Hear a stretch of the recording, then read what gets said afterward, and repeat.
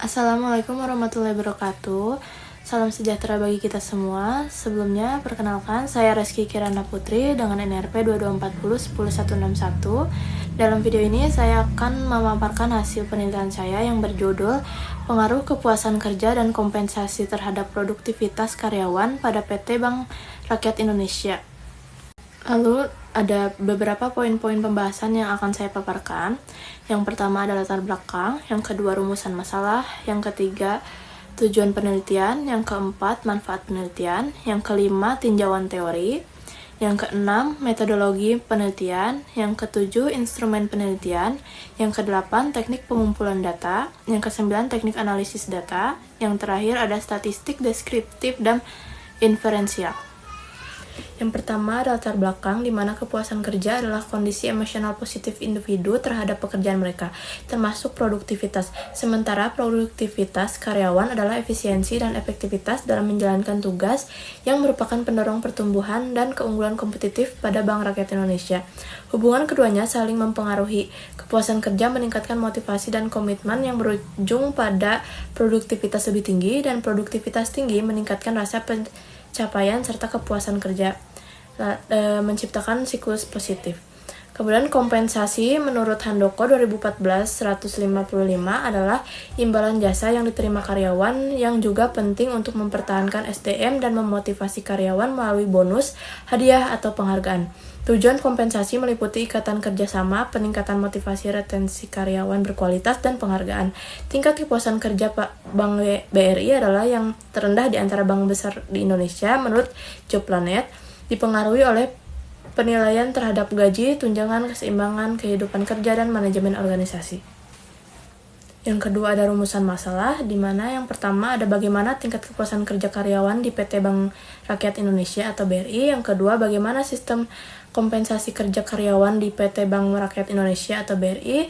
Yang ketiga bagaimana tingkat produktivitas kerja karyawan PT Bank Rakyat Indonesia atau BRI. Yang keempat bagaimana pengaruh kepuasan kerja dan kompensasi terhadap kepuasan kerja pada PT Bank Rakyat Indonesia BRI. Yang berikutnya ada tujuan penelitian. Yang pertama untuk mengidentifikasi tingkat kepuasan kerja karyawan pada PT Bank Rakyat Indonesia. Yang kedua memetakan sistem kompensasi yang diterapkan di PT Bank Rakyat Indonesia. Yang ketiga menelaah tingkat produktivitas karyawan PT Bank Rakyat Indonesia.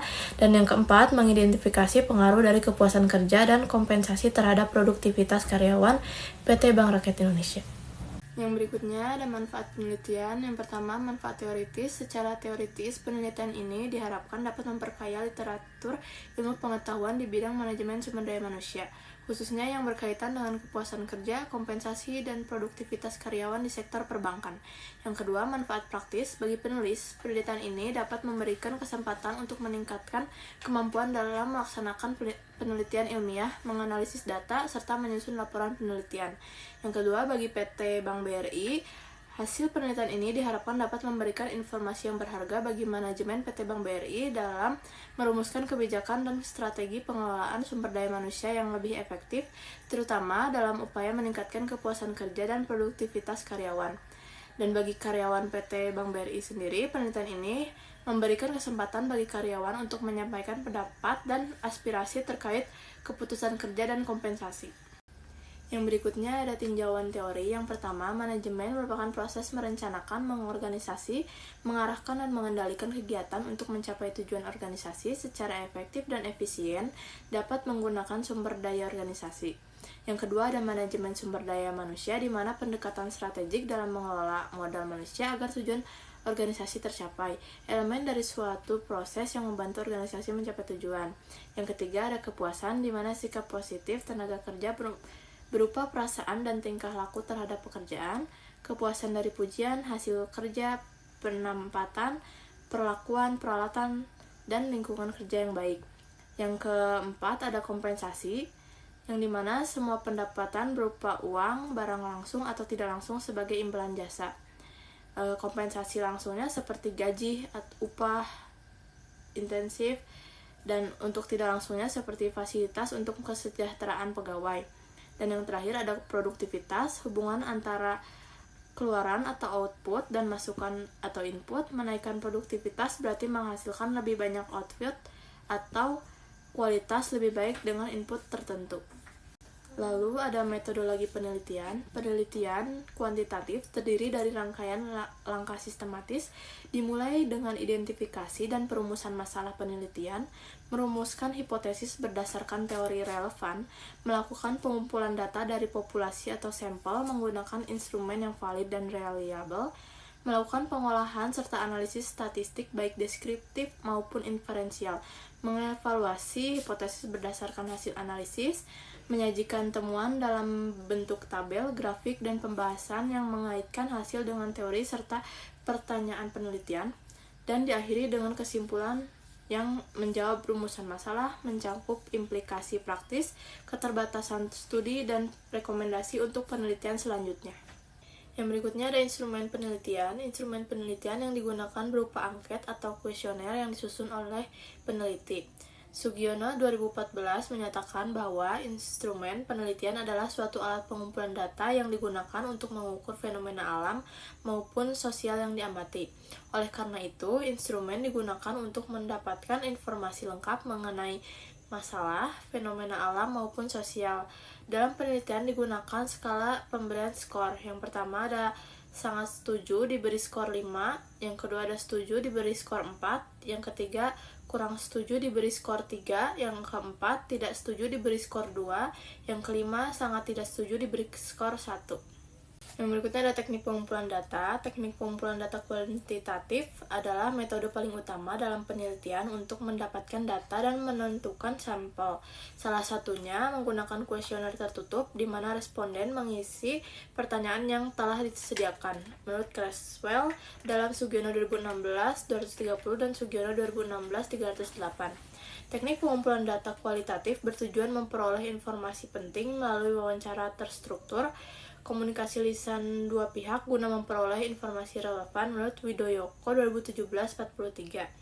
Observasi langsung terhadap objek atau perilaku untuk belajar maknanya menurut Sugiono 2016-377 dan dokumentasi berupa arsip tertulis, gambar, foto, atau rekaman sebagai catatan peristiwa sebelumnya untuk memperkuat dan memverifikasi temuan observasi dan wawancara menurut Sugiono 2016-329. Yang berikutnya ada teknik analisis data. Penelitian ini menganalisis data kuantitatif dari angket atau kuesioner dengan menggunakan IBM SPSS Statistik versi 27 untuk mengelompokkan data ke dalam statistik deskriptif dengan tujuan memaparkan dan menggambarkan data sesuai kondisi nyata tanpa melakukan generalisasi ke populasi lebih luas serta menyajikan lewat tabel dan diagram grafik seperti diagram lingkaran agar lebih mudah dipahami.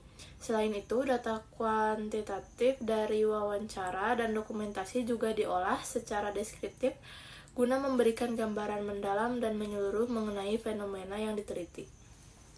Yang berikutnya ada statistik deskriptif. Dalam penelitian ini, statistik deskriptif yang digunakan adalah distribusi frekuensi, mean, standar deviasi, interval, atau kategori. Lalu berikutnya ada statistik inferensial. Yang pertama ada uji instrumen. Dan untuk variabel pertama ada uji validitas kepuasan kerja, di mana sebelumnya validitas bertujuan memastikan bahwa setiap butir pertanyaan benar-benar mengukur apa yang dimaksud. Misalnya bahwa pertanyaan mengenai kepuasan benar-benar mencerminkan aspek tersebut. Nah, dari tabel berikut menunjukkan bahwa nilai signifikasi dari korelasi masing-masing item pernyataan mulai dari X1.1 hingga X1.7 adalah kurang dari 0,05.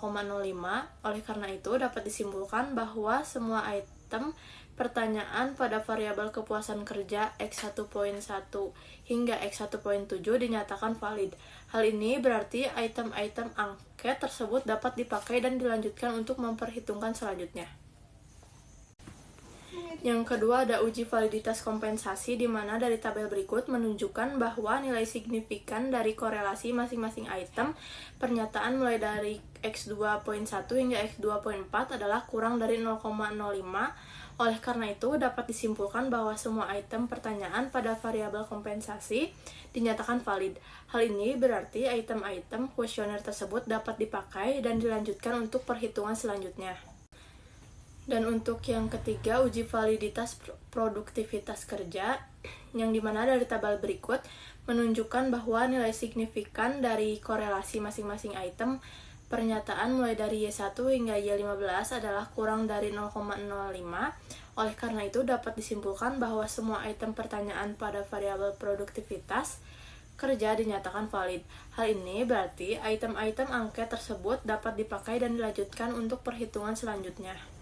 Yang kedua ada uji reliabilitas. Pada tabel berikut diketahui bahwa ketiga variabel dalam penelitian ini yaitu kepuasan kerja, kompensasi, dan produktivitas kerja memiliki nilai converge alpha yang lebih besar dari 0,6. Maka dari itu dapat disimpulkan bahwa semua item pernyataan yang mengukur variabel-variabel tersebut dinyatakan reliable. Dan yang berikutnya ada uji asumsi klasik. Untuk uji normalitasnya, pada tabel berikut menunjukkan bahwa hasil uji Kolmogorov-Smirnov menghasilkan nilai signifikan sebesar 0,200 lebih besar dari 0,05, maka dapat disimpulkan bahwa residual model regresi pada penelitian ini berdistribusi normal. Dan yang kedua ada uji heterokedastisitas, yang dimana pada tabelnya menunjukkan nilai signifikansi korelasi Spearman dari semua variabel independen lebih besar dari 0,05, yang berarti bahwa tidak terjadi heterokedastisitas dalam model regresi. Dan yang berikutnya ada uji multikolineritas, dan pada tabelnya menunjukkan bahwa hasil perhitungan statistik yang memperlihatkan nilai VIF dan tolerance untuk variabel kepuasan kerja dan kompensasi yaitu sebesar 1,338 dan 0,747. Hal ini mengindikasikan bahwa dalam model regresi tersebut tidak ada gejala multikolineritas karena nilai VIF lebih kecil dari 10 dan nilai toleransinya lebih besar dari 0,1. Lalu yang berikutnya ada uji regresi linear berganda. Pada hasil tabelnya dapat dilihat bahwa model persamaan regresi yang terbentuk yaitu Y sama dengan 22,561 ditambah 0,174 X1 ditambah 1,928 X2. Dan selanjutnya ada koefisien determinasinya, yang dimana pada tabelnya nilai koefisien determinasi R kuadrat dari hasil perhitungan SPSS diperoleh sebesar 0,317. Hal ini menunjukkan bahwa kemampuan variabel kepuasan kerja atau X1 dan kompensasi atau X2 dalam menjelaskan pengaruhnya dalam variabel produktivitas kerja atau Y yaitu sebesar 0,317 atau 31,7%, sedangkan sisanya yaitu sebesar 68,3% adalah pengaruh dari variabel independen lain yang tidak diteliti dalam penelitian ini. Yang berikutnya ada uji hipotesis.